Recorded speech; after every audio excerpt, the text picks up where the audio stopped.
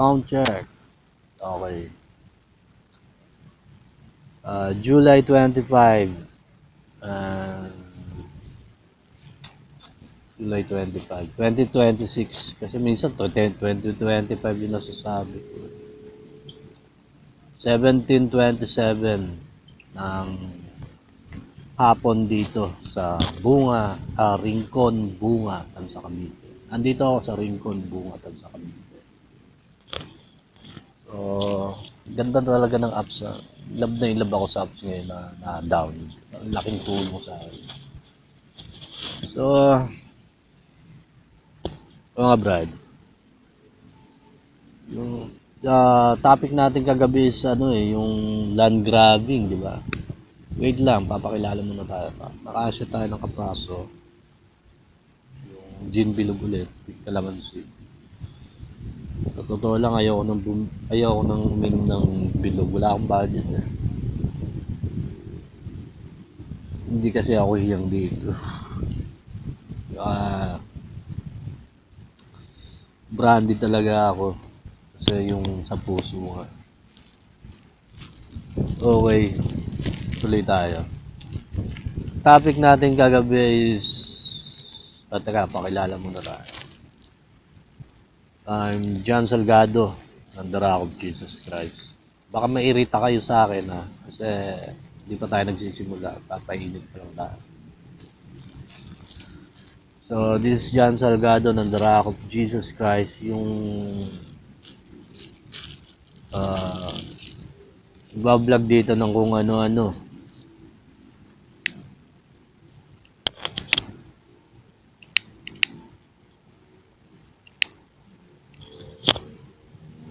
At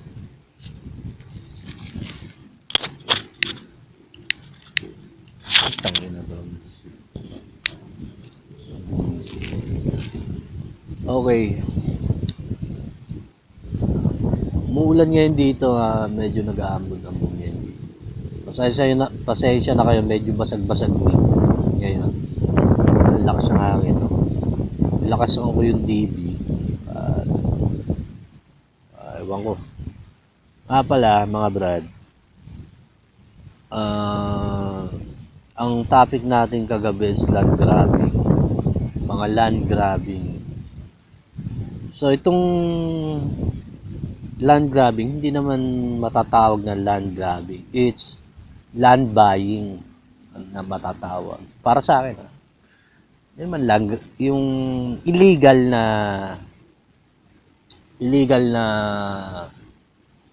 na kung ikaw maimpluwensya kang tao, may pwesto ka sa gobyerno, at maimpluwensya ka na sa kang politiko, kaya mong hawakan ng mga department, kumbaga.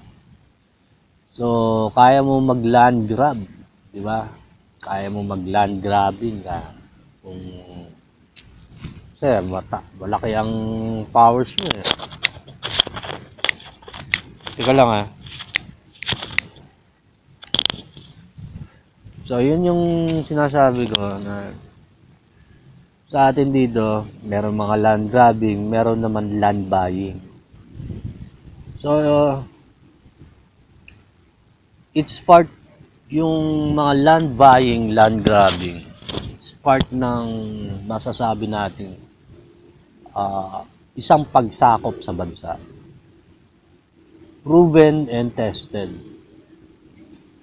Ito yung strategic plan para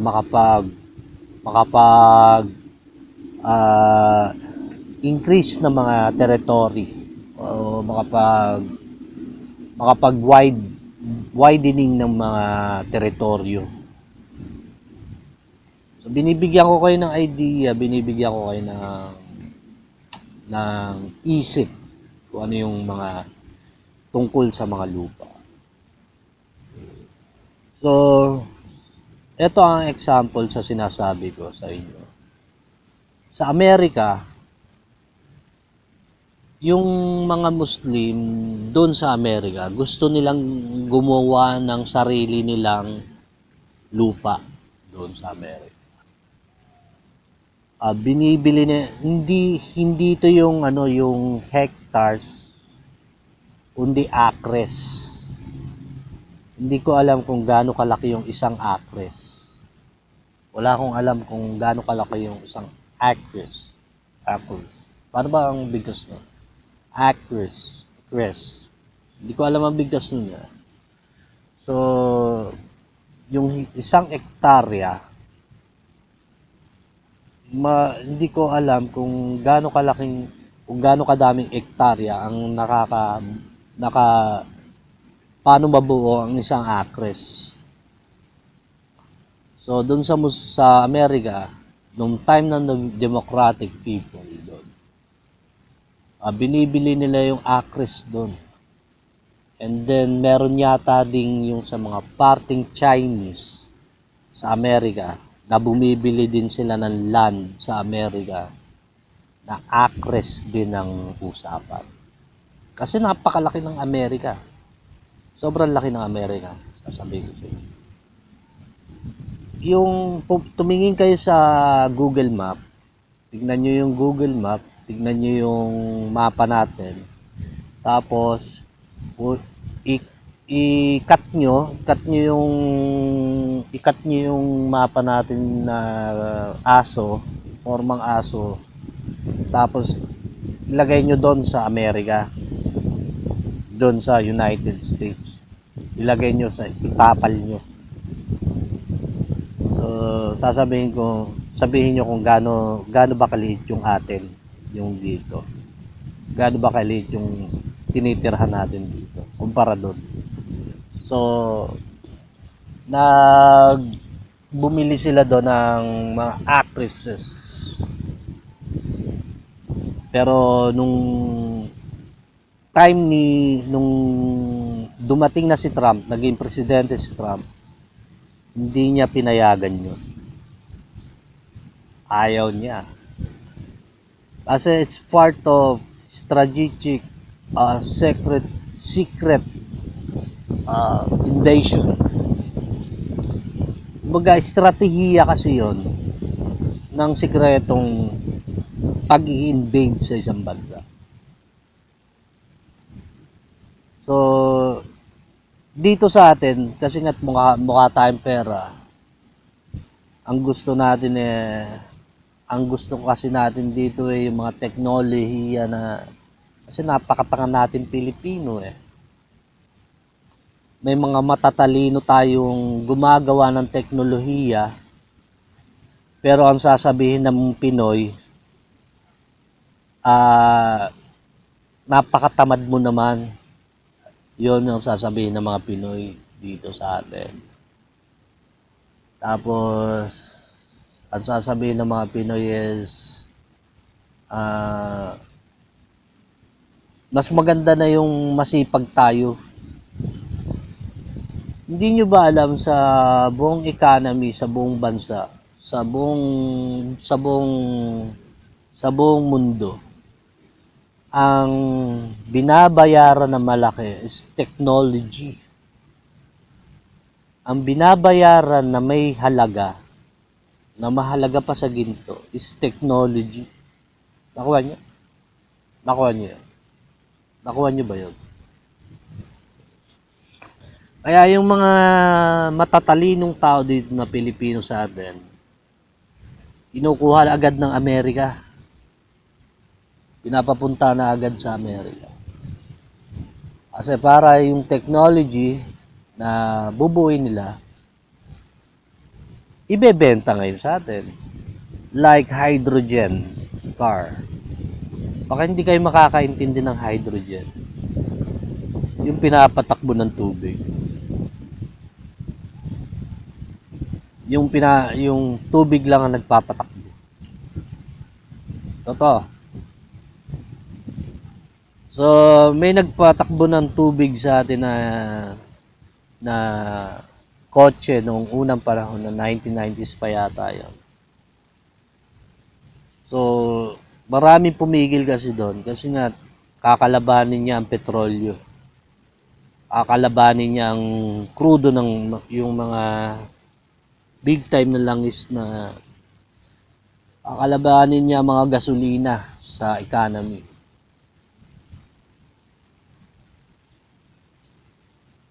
Totoo hindi. Nung lumaon, tapos pass and buy, nagiging hindi pumapayag yung mga tao sa buong mundo na ganun lang, na ayaw nilang hindi sila papahawak sa ganun. So lumabas yung hydrogen mobile, hydrogen cars, hydrogen motorcycles. So lumabas yun. So ever since 1990s pa, inimbento na ng Pilipino paano gumawa ng mga hydrogen cars. So nung nagka-time ng COVID, yung nag-time ng ito yung bago lang, yung nagyera sa Iran,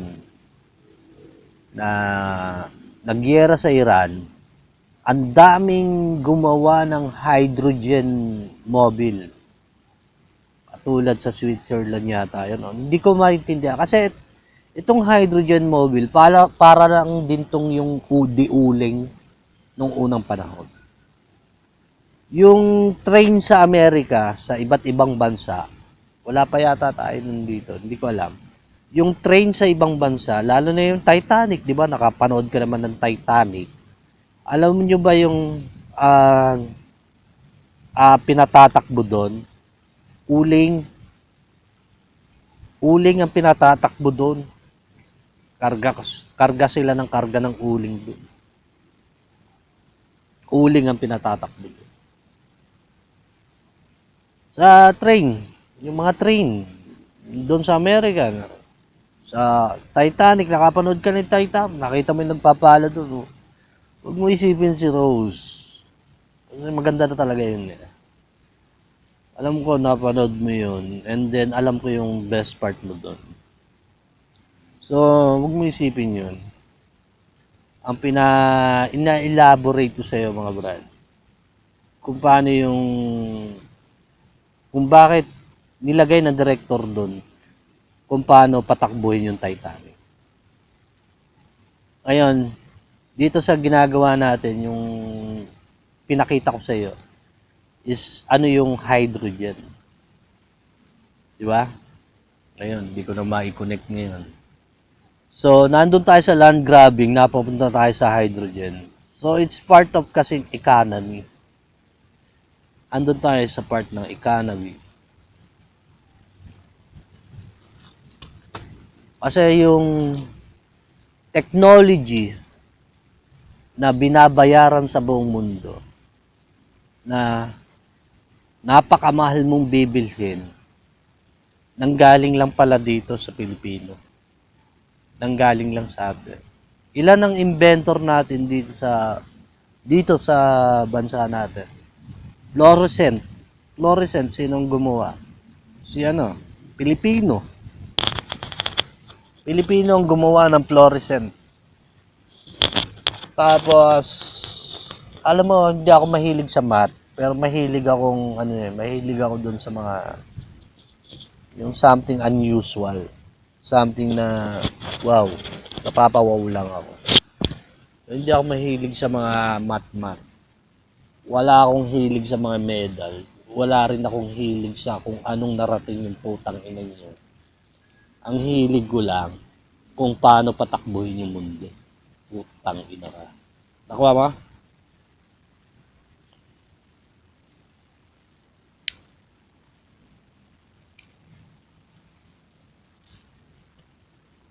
So mga brad, pinakita ko lang sa iyo kasi napunta tayo sa hydrogen kanina kasi basag na rin ako.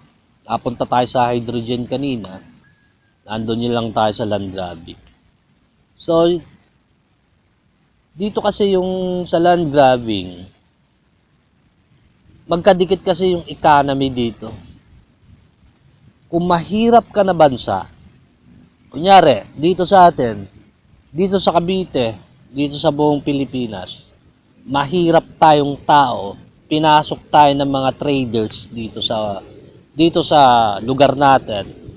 And then yung mga traders dito, syempre mayayaman 'yan. Bibili sila ng mga lupa sa atin. It's not land grabbing, it's land buying. Katulad ng nangyayari sa Amerika na land buying. Binibili nila yung mga lupa doon.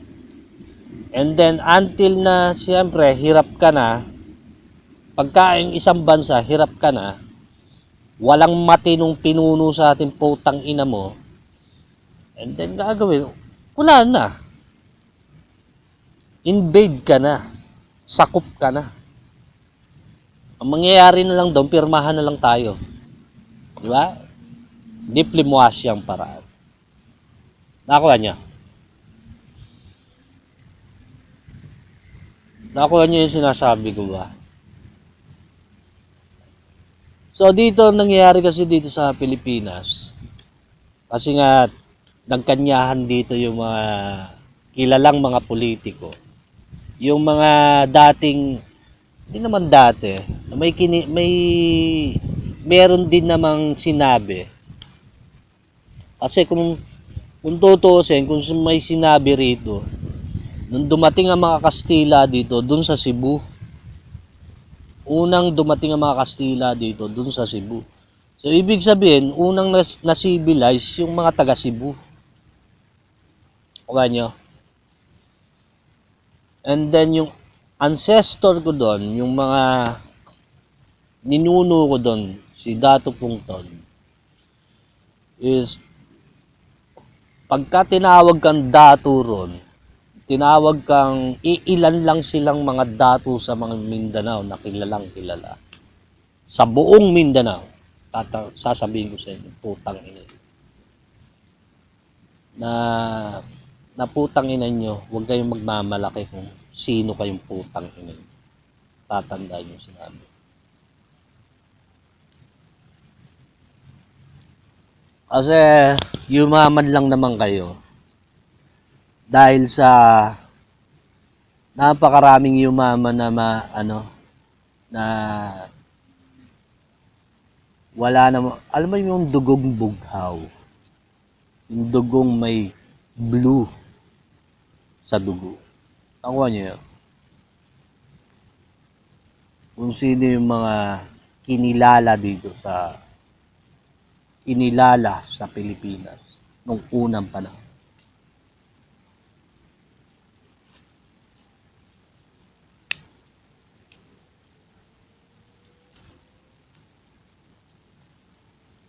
Pagka sinabi kang dato, it's called, you are a ruler. Search mo sa Google. Ikaw ay isang ruler. Isa kang presidente, isa kang pinuno dun sa Mindanao. O, dito sa atin, kasi dito sa Tondo, kilala pala yung Tondo noon. They are a dato, may mga dato sa Tondo noon.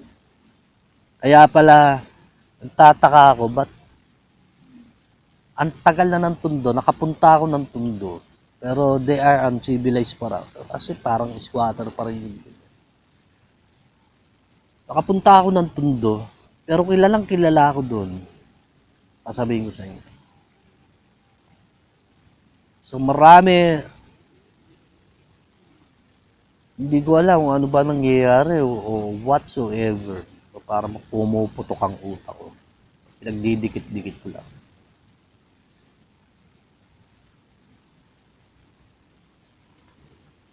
So dito lang tayo sa land grabbing and land buying. Huwag na tayo pumunta doon sa mga something na hindi nyo kaya. So pinakikita ko lang sa inyo yung example ng mga land buying and land grabbing. Sa Amerika naman, hindi naman uso yung land grabbing kasi once na nag-land grabbing ka doon, patay ka. Sino ka bang putang ina ka? Dito, pagka mga dayuhan ng nag-land grabbing, maraming proseso, maraming pinagdadaan ng proseso, mga putang ina. Totoo hindi? Totoo ba? Ang sinasabi ko, hindi. Sa Amerika, pagka may nag-land grabbing, patay ka. Hindi ka pwede, hindi ka ubra doon. Kasi inaagaw mo yung lupa nila. Bilhin mo muna doon. Yun yung diplomasya na sinasabi. May diplomasya. Dadaan tayo sa, ano ba tawag nito? Sa usapan. Dadaan tayo sa usapan. Pero dito, pag may nag-land grabbing, putang na dapat pagkatiwalaan natin yung mga pinuno natin dito. Kasi alam nyo, pera-pera labanan yan. Pagka sinabi ng pinuno na ganun-ganun, pagka yung pinuno mo dito sa Pilipinas, sa bansa natin, na mukhang pera, asahan mo na wala kang aasahan doon sa sinasabi. Kasi dito kasi sa Pilipinas, nagkanya-kanya. Nagkanyahan na. Pero kung tatanungin ko ang Pilipino sana, meron pa kaya ang pag-asa ang Pilipino? Meron pa kaya? Hindi, yung ano lang ha, yung totoo lang. Yung, eto, usapang hindi naman lasing. Wow. Alam niyo, magpasag ako ngayon. Diba? Hindi, wala pa namang kalahati na. So, usapang hindi naman lasing. Kung tatanungin kayo mga Pilipino, ano pag-asa nyo nilang? Ano ba pag-asa nyo? Bigyan nyo ako ng example ng pag-asa nyo. Bigyan mo ako ng clue. O bigyan mo ako ng papers. Baka isampal ko pa sa mukha mo yung papers mo. Kasi wala akong galing dun. So, bigyan mo ako ng clue kung ano yung pag-asa ng mga Pilipino dito sa atin. Yung bansa natin, ano ba, may pag-asa pa ba tayo dito sa bansa natin? Bigyan mo ako ng clue. Hindi yung sa sinasabi kung putang ina mo. Huwag ka magpapauto sa akin. Ang gusto ko lang sa'yo, matuto kang putang ina mo. Matuto ka. Huwag kang yung sa sales talk, madali kang mabudol. Sa sales talk, madali kang matanga. Ngayon, tinatanong kita, ano ang pag-asa natin dito sa bansa natin? Meron pa ba tayong pag-asa dito sa atin? Kasi kat napakahirap mo, hampas lupa kang hayop ka. Wala kang pera. Kasi nga, hindi mo minahal ang utak mo. Ang minahal mo, yung baryang hawak mong putang ina mo. Kuha mo? Yun yung minahal mo. Hindi mo minahal ang utak mo, gago. Minahal mo yung barya na hawak mo. Yung barya-baryang hinawakan mong putang ina. Nakuha mo ba yung logic na sinasabi ko sa'yo? Nakuha mo ba yung sinasabi ko sa'yo yung putang ina? Yun lang ang sinasabi ko. 23 minutes na tayo. Muulan na dito. Hindi nyo ba naririnig? So, mamaya na ulit. At pinakikita ko lang sa'yo. So, doon sa land grabbing, may binigay ako sa yung land grabbing and land buying for the ano ba tawag nun? Strategic secret invasion. Strategic secret invasion. Pinakikita ko lang sa'yo kung paano yung example kung paano ang giyera ngayon. Paano nangyayari ang giyera ngayon. Nung si Trump, tanungin niyo si Trump. At tanungin niyo yung doon sa Amerika, putang ina. Ang dami nilang binibiling lupa doon, parang lang masakop nila ang Amerika. But Trump disagree of it. They denied silang lahat. Cannot be. Amerika yun. Sana meron din tayo dito sa Pilipinas na putang ina mo. Cannot be. Hindi pwede yun. Kaya dapat sa susunod, yung mga politiko nyo, hindi mo kang pera. Alam nyo, patay talaga ako dito, awit. Kasi once na hindi to inalmahan ng Pilipino, ang pag-asa ko na lang, lumangoy papuntang Amerika. Yun na lang ang pag-asa ko.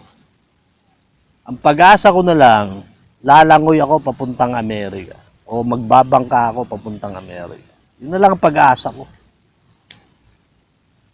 Kasi pagka nangyari yun dito na may land grabbing and land buying dito, Diyos ko po, awit. Sino nang mamahala? Wala naman ka namang pakialam. Hampas lupa ka naman dun sa lupa mo. Diba? Hampas lupa ka na. Hampas lupa ka na sa sarili mong bayan, hayop ka. Mukha kang pera, di ba? Totoo hindi. Ganon.